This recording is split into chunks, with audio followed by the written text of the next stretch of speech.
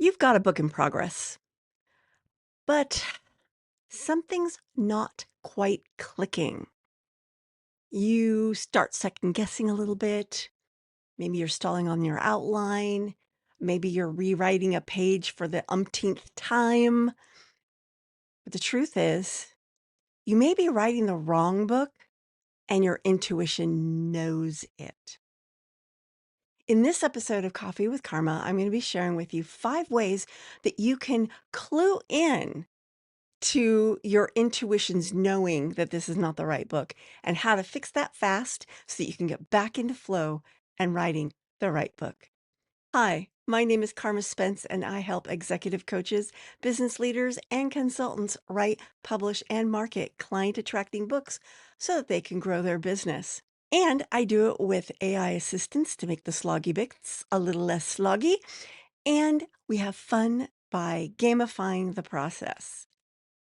If you're watching this video on YouTube, please like this video, subscribe to my channel, and ring the bell so that this video and others like it can get into the eyeballs, into the YouTube feeds of those people who are also trying to write the right book and maybe are a little off and maybe just want a little guidance, and my videos can help. So let's get to the first clue. You can't describe your book in one sentence. If you can't clearly describe what your book does in one sentence, then you're probably not very clear on what your book does. And that's not good, because when you don't know what your book's going to do, you're definitely going to write the wrong book, and it may meander and just all over the place. So, for example, my last book, Serve Up Your Book, is a book that helps authors market their book from before they're writing all the way till they get tired of marketing their book. That's what it does. It helps with book marketing. It helps you bake the book marketing right in. Fairly clear. I was able to say it in one sentence, and that was off the top of my head. If I had a little time, I could have polished it. I never thought to do that before. That's what's so wonderful about these Coffee with Karma episodes.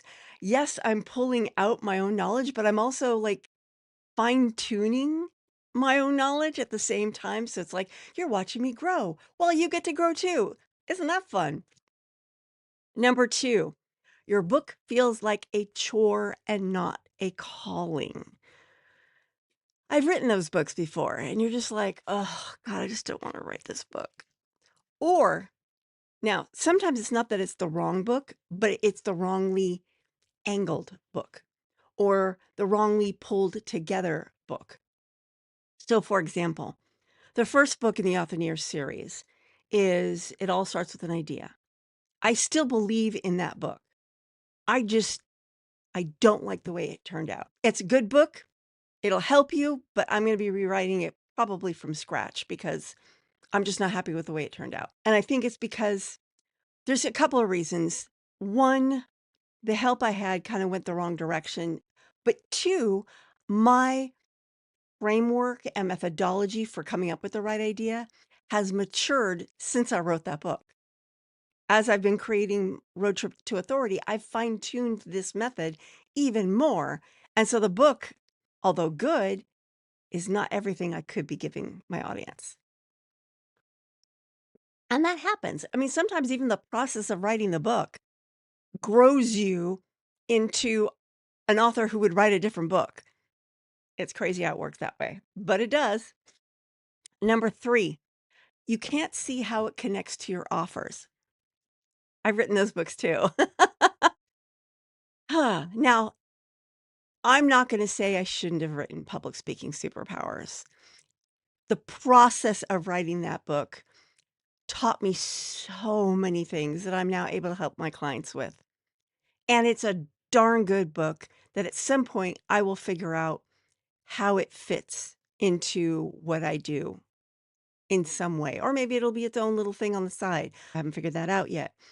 But if you're writing a client attracting book, it better well lead your readers to you and your offers.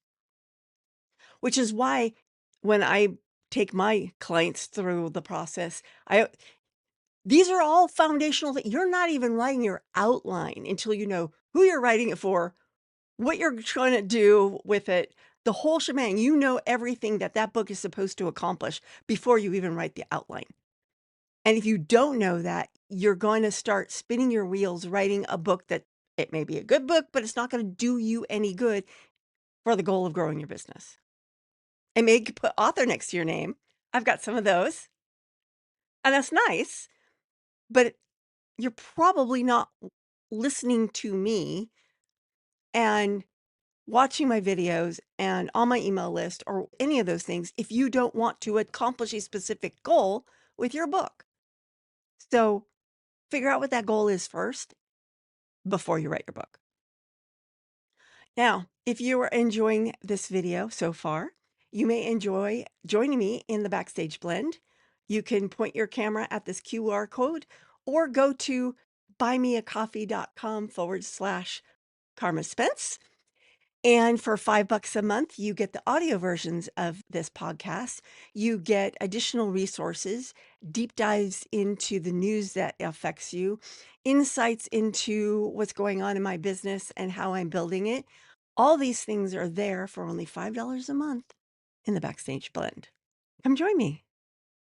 Now let's get back to number 4. You keep procrastinating, not because you're lazy, but because the book's misaligned. You know, it's really interesting how your subconscious does it. One of the root causes of writer's block, which manifests as procrastination, perfectionism, I'm too busy to write my book, I can't find time, all these things. One of the root causes is a creative disconnect.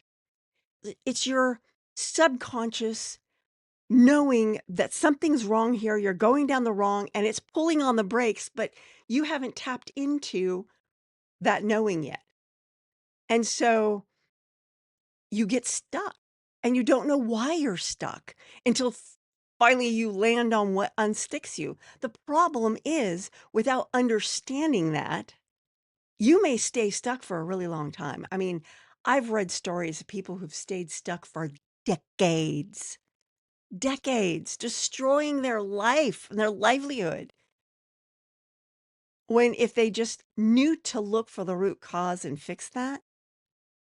That's why I'm writing my next book, The Author Switch, honestly, is because people aren't getting helped in the realm of writer's block. The writer's block information that's out there is mostly surface, mostly focused on like one or two of the root causes, and it doesn't honor the nuanced tapestry of things that can cause writer's block.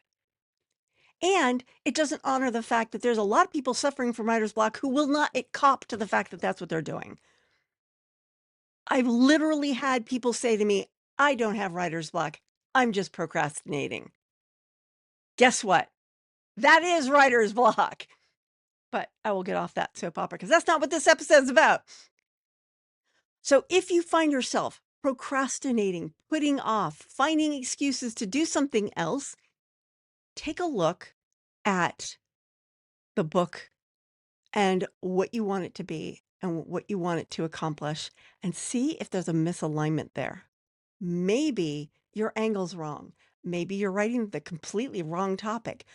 Until you examine that, you may not know why you're avoiding writing that book. And believe me, I'm talking to myself right now because the author switch has been on my heart for years, like 2, 3 years now. I've been wanting to write and I keep putting it off. I'm putting it off. And I think I keep discovering little pieces as to why. And part of it is that I haven't figured out its end. I just know it needs to come into existence, but I haven't figured out how it fits together. But I'm figuring that out because I know that this is part of the reason. And if you know that's part of the reason, then you can start fixing it as well. Number 5, you're writing for everyone, so it resonates with no one. One of the first things I have my clients do is really get clear on who they are writing for. Because if you don't get clear on that, you may find yourself with a patchwork book that's writing for this person in this chapter, and this person in that chapter, and this other person in another chapter. and the book isn't cohesive. And also, when you don't know who that person is that you're writing to, you may not write to them. You'll write to somebody else and then wonder why the right clients aren't coming. So, getting very clear on that who. Now, a lot of people balk at this because they're like, well, what if I want more than one who? No, don't write for more than one who. Write for one who, and guess what? The other who's, if they're your main who adjacent, they'll come too. I have worked with clients who are not my ideal dreamy clients. They're good clients. They're not like bad people. They're just not the people I was going for. They were adjacent to that, and I can help them too. It's fine. It's all good. Narrowing your focus actually helps you not work with people you really don't want to work with and work with those people who you enjoy working with. And that all has to start with you getting clear on your target reader.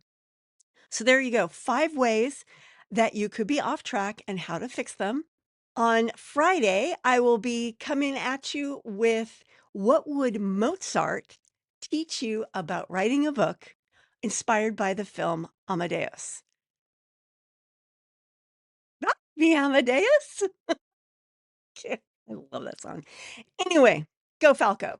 Uh, yeah, you may want to check out this video as well. It'll be popping up somewhere around here, or maybe it already has. And I will see you on Friday. This is Carma Spence saying ciao for now.